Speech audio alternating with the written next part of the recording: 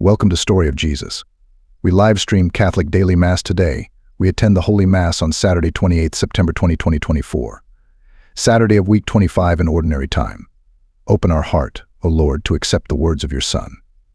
Please be quiet and attend Mass. Subscribe to the channel to follow the next Masses. Sa ngalan ng Ama at ng Anak at ng Espiritu Santo. Amen. Ang pagpapala ng ating Panginoon Jesucristo, ang pag-ibig ng Diyos Ama at ang pagpagkaisa ng Espiritu Santo naway sumainyong lahat. At sumaiyo rin. Mga kapatid, sa pagdiriwang o paggunita ng si San Jeronimo, maalam natin na siya ang sumulat ng mga dokumentaryo para po sa Biblia. At sabi niya, ignorance of the Scripture is ignorance of Christ. Kaya tayo hinihimok niya na tayo magbasa, malaman, at ganun din malaman natin ang ating pananampalataya, ang buhay ng ating Panginoon at buhay ng ating kaligtasan. Mga kapatid, amin natin mga kasalanan upang tayo maging marapat gumanap sa banal na pagdiriwang. Inaamin ko sa makapangyarihang Diyos At sa inyo mga kapatid na lubha akong nagkasala sa isip, sa salita at sa gawa at sa aking pagkukulang. Kaya sinasamo ko sa mahal na Birheng Maria, sa lahat ng mga anghel at mga banal, at sa inyo mga kapatid, na ako'y ipanalangin sa Panginoong ating Diyos. Kaawaan tayo ng makapangyarihang Diyos, patawad sa ating mga kasalanan at patnubay sa buhay na walang hanggan. Amen. Panginoon, kaawaan mo kami. Panginoon, kaawaan mo kami. Kristo, kaawaan mo kami. Kristo, kaawaan mo kami. Panginoon, kaawaan mo kami. Panginoon, kaawaan mo kami. Manalangin tayo. Ama naming makapangyarihan, ginawad mong sa paring si San Jeronimo ang matamis at buhay na pag-ibig sa banal na kasulatan. Ipagalob mo ang iyong sambayanan ay lubos na magkasalo-salo sa iyong salita at mga tagpo rito ng batis ng buhay sa pamagitan ni Jesucristo kasama ng Espiritu Santo magpasa walang hanggan. Amen.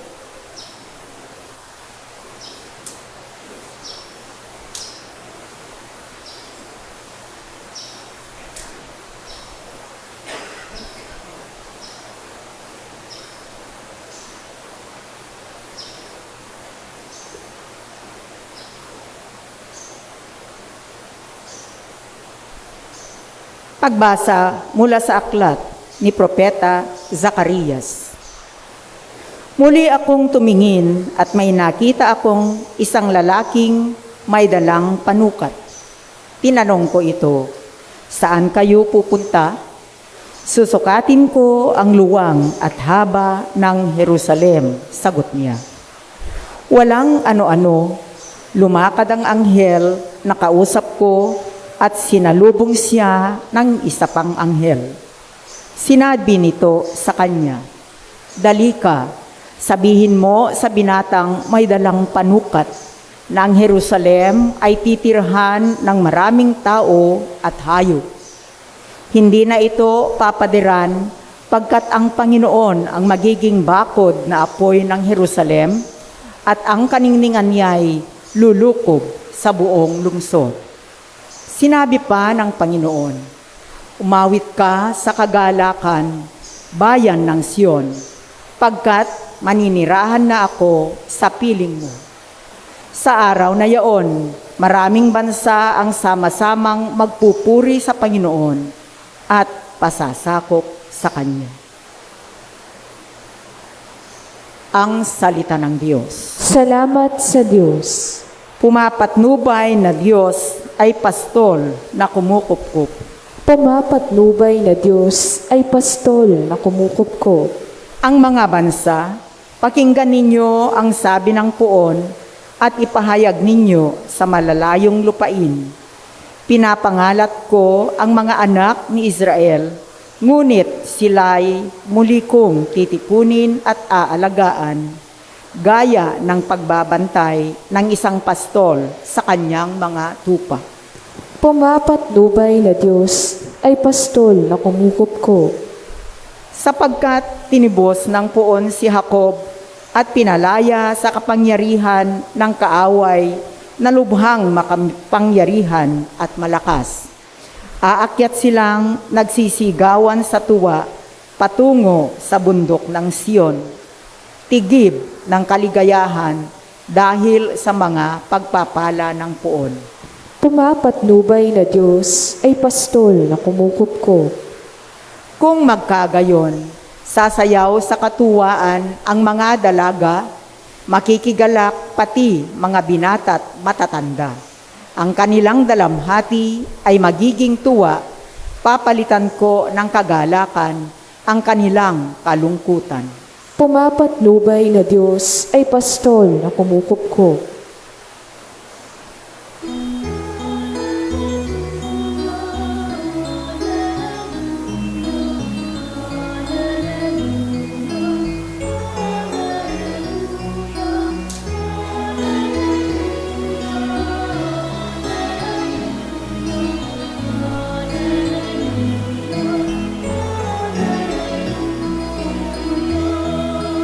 Si Kristo ay nagtagumpay, nalupig ang kamatayan, nagningning ang pagkabuhay. Sumainyo ang Panginoon. At sumaiyo rin, Ang mabuting balita ng Panginoon ayon kay San Lucas. papuri sa iyo, Panginoon. Noong panahong iyon, samantala nang gigilalas sa mga tao sa lahat na ginawa ni Jesus, sinabi sa kanyang mga alagad, "Tandaan ninyo itong sasabihin ko, ipagkakanulo ang anak ng tao." Kung hindi nila ito naunawaan, sapagkat ninilingid ito sa kanila. Nangangamba naman silang magtanong sa kanya kung ano ang ibig sabihin niyon. Ang mabuting balita ng Panginoon. Pinupuri ka namin, Panginoong Hesu Kristo. My dear sisters and brothers in Christ, ang ating pagbasa ngayon ng Ebanghelyo ay pangalawang pagpapahayag, revelation ng ating Panginoon Jesus na siya ay ipagkakanulo ng anak ng tao. The Son of Man will going to suffer and die in the hands of the elders. At the reaction, dalawang bagay o dalawang reaksyon ang mga alagad. Una ay parang hindi nila naintindihan. Hindi nila naunawaan kung anong ibig sabihin na sinasabi ni Jesus. Dahil sa kanila ay wala sa kanilang kaisipan na ang anak ng tao na kanilang sinusundan ay makararanas ng paghihirap. Sa kanila ay ang pagsunod nila kay Jesus sapagkat parang mayroong promise si Jesus sa kanila na kanilang pinangahawakan. Na makapangyarihan si Jesus at siya ay mamumuno siya sa buong Israel.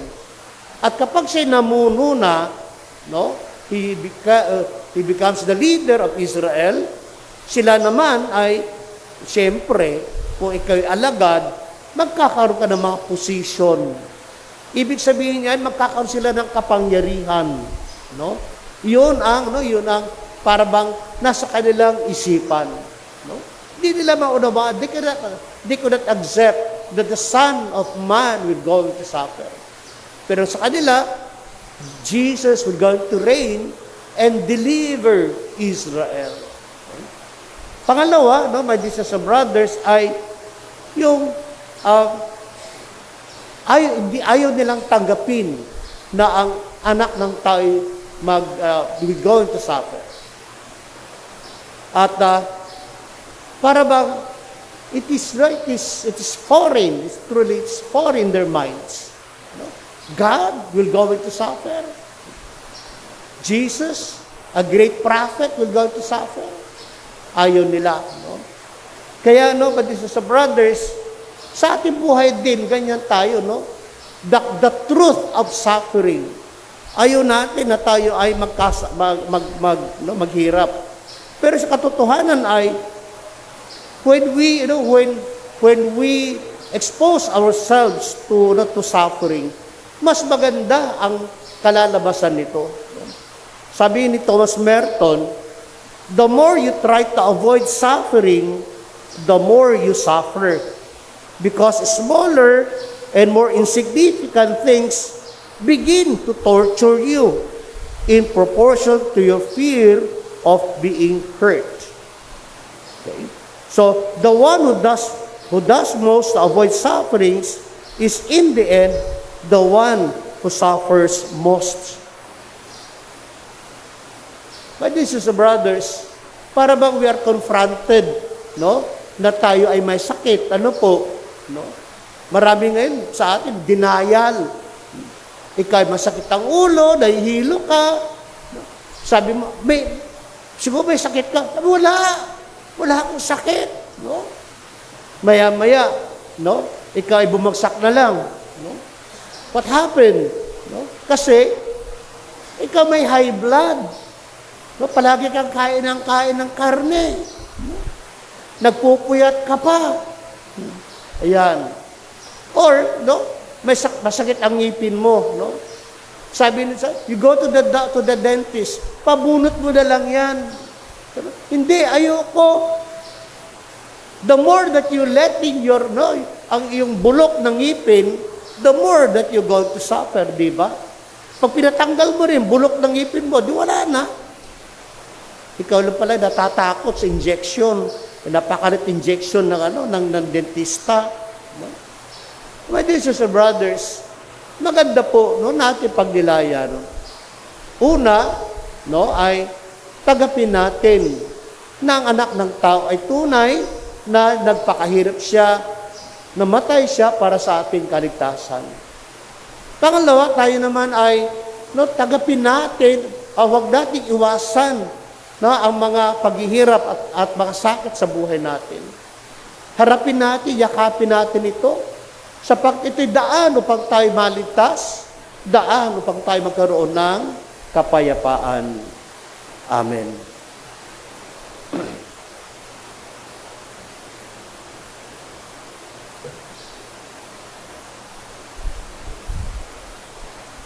Tumoy po tayo lahat. Ipinahayag ni Kristo ang ating Panginoon ang ating kaligtasan sa kanyang kamatayan at muling pagkabuhay. Sa pamagitan niya, ang lingkod na nagdurusa, dalhin natin ang ating mga panalangin sa Ama na lahat ng awa. Ang ating tutugon, Panginoon, dinggin mo ang aming panalangin. Panginoon, dinggin mo ang aming panalangin.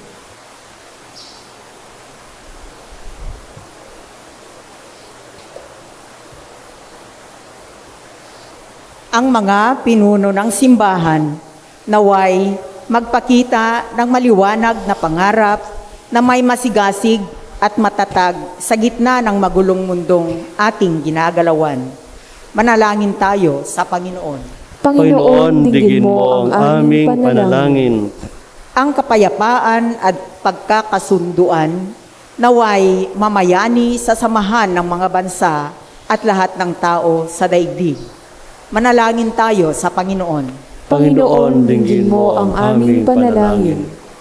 Atin nawang mapagtanto na ang tunay na kadakilaan ay hindi sa pamamagitan ng kapangyarihan at katayuan sa lipunan, kundi matatagpuan ito sa paglilingkod natin sa ating kapwa. Manalangin tayo sa Panginoon. Panginoon, dinggin mo ang aming panalangin. Ang mga may sakit, naway iugnay ang kanilang paghihirap sa mga pagdurusa ni Kristo sa krus. Manalangin tayo sa Panginoon. Panginoon, dinggin mo ang aming panalangin. Ang mga yumao naway mapalaya sa kanilang pagkakasala at magtamo ng walang hanggang kapayapaan. Manalangin tayo sa Panginoon. Panginoon, dinggin mo ang aming panalangin. Ama naming nasa langit, bigyan mo kami ng tapang na tanggapin ang anumang pagdurusa na darating sa aming buhay. Akayin mo kami sa kaganapan ng kaligayahan sa iyong presensya. Hiniling namin ito sa pamagitan ni Kristong aming Panginoon. Amen. Panalangin para sa balikhandog. Ama naming mapagmahal at mapagkalinga, salamat sa iyong walang hanggang pag-ibig. Hindi namin mapapantayan ang iyong kabutihang loob. Subalit buong pagpapakumbaba, iniaalay namin sa iyo ang bahagi ng iyong mga biyaya.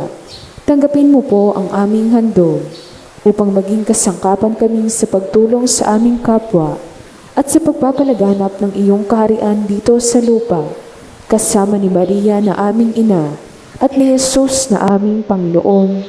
Amen.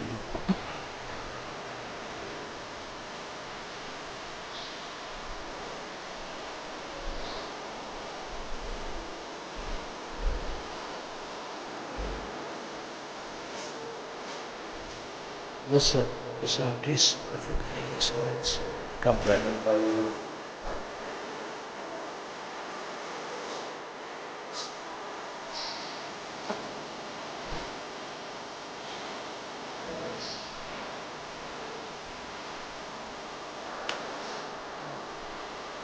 God's promise, yes.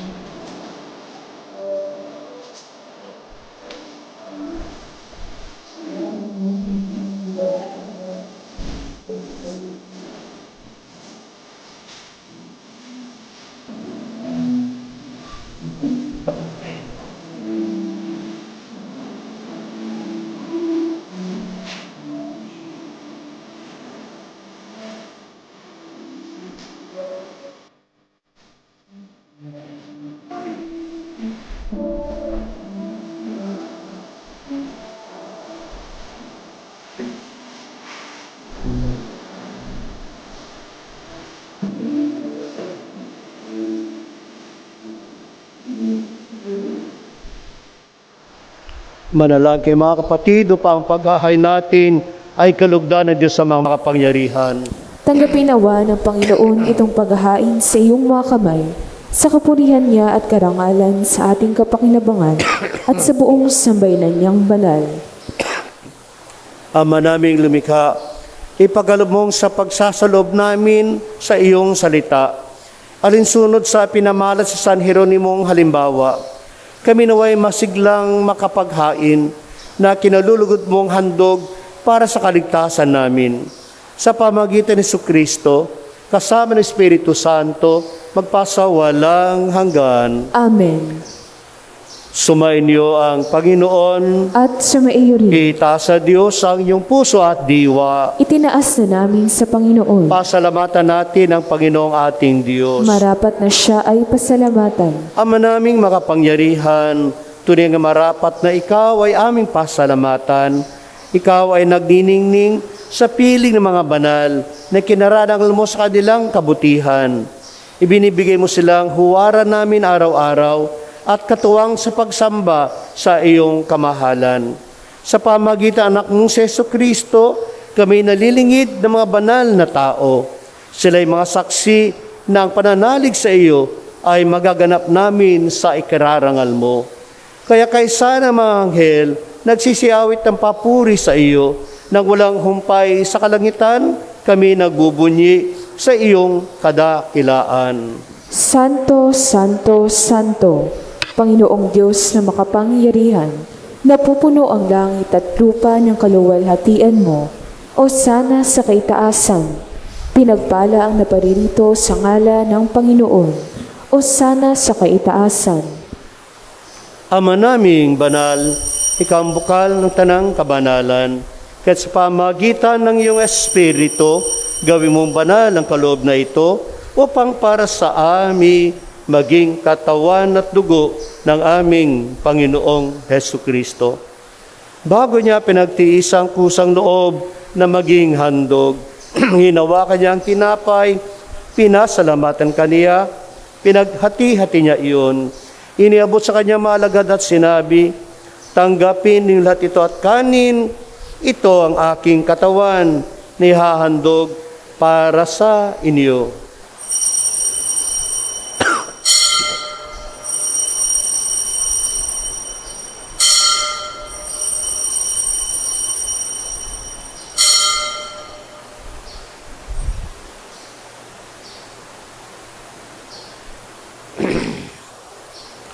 Gayun din naman, matapos ang hapunan, hinawakan niya ang kalis. Muli kanyang pinasalamatan. Inabot niya ang kalis kanyang malagad at sinabi, "Tanggapin niyo lahat ito at inumin. Ito ang kalis ng aking dugo, ng bago at walang hanggang tipan. Ang aking dugo na ibubuhos para sa inyo at para sa lahat, sa ikapagpapatawad ng mga kasalanan. Gawin ninyo ito sa pag-alala sa akin."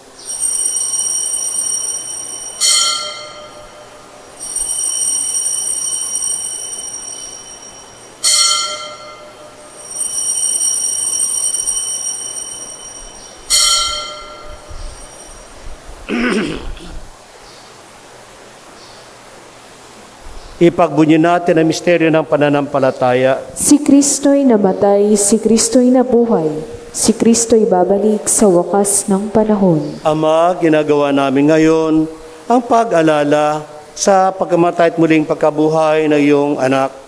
Kaya tinalay namin sa iyong tinapay na nagbibigay buhay at ang kalis na nagkakalob ng kaligtasan. Kami nagpapasalamat dahil kami yung minarapat na tumayo sa harap mo para maglingkod sa iyo. Isinasamo namin kami magsasalo-salo sa katawan at dugo ni Kristo ay mabuklod sa pagkakaisa sa pamagitan ng Espiritu Santo. Ama, lingapin mo yung simbahang laganap sa buong daigdig. Puspusin mo kami sa pag-ibig kay San Francisco na aming Santo Papa at ni Roberto na aming Obispo ng Tanang Kaparian. Alalahan mo rin mga kapatid naming nahimlay na may pag-asang sila'y muling mabubuhay, gayon din ang lahat ng mga pumanaw. Kaawan mo sila at patuloyin sa iyong kaliwanagan. Kaawa at pagindapatin kaming lahat na makasala sa iyong buhay na walang wakas.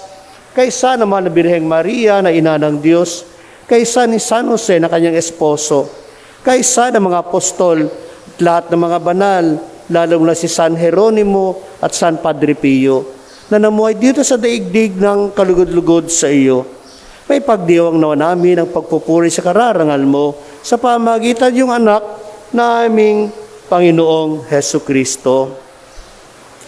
Sa pamagitan ni Kristo, kasama niya at sa Kanya, ang lahat ng parangal at papuri ay sa iyo, Diyos amang makapangyarihan, kasama ng Espiritu Santo, magpasawalang hanggan.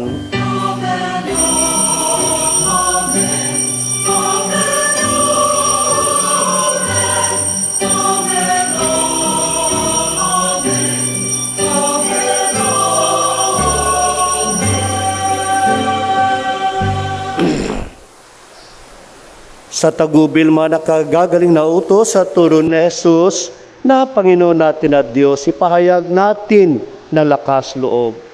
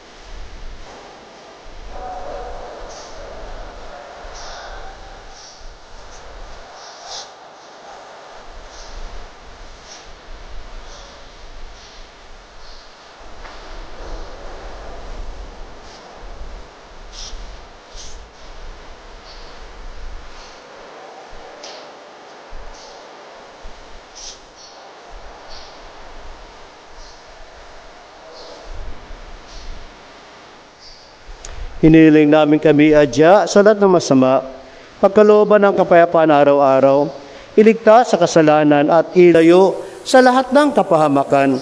Samantalang aming pinananabikan ang dakilang araw ng pagpapahayag ng tagapagligtas naming si Hesu Kristo. Sapagkat iyo ang kaharian at ang kapangyarihan at ang kapurihan magpakailanman. Amen. Panginoong Hesu Kristo, sinabi mo sa iyong mga apostol, kapayapaan ang iniiwan ko sa inyo, ang aking kapayapaan ang ibinibigay ko sa inyo. Tunghayan mo ang aming pananampalataya at huwag ang aming mga pagkakasala. Pagkalooban mo kami ng kapayapaan at pagkakaisa ayon sa iyong kalooban, kasama ng Espiritu Santo, magpasawalang hanggan. Amen. Ang kapayapaan ng Panginoon ay laging sumainyo. At sumaiyo rin. Magbigayin kayo ng kapayapaan sa isa't isa. Peace be with you. Kordero ng Diyos na nag-aalis ng mga kasalanan ng sanlibutan, maawa ka sa amin. Kordero ng Diyos na nag-aalis ng mga kasalanan ng sanlibutan, maawa ka sa amin. Kordero ng Diyos na nag-aalis ng mga kasalanan ng sanlibutan, ipagkaloob mo sa amin ang kapayapaan.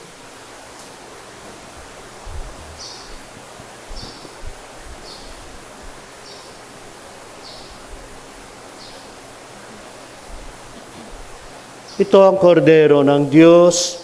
Ito ang nag-aalis sa mga kasalanan sa sanlibutan. Mapalad ang mga inanyayahan sa kanyang piging. Panginoon, hindi ako karapat-dapat na magpatuloy sa iyo, ngunit sa isang salita mo lamang ay gagaling na ako.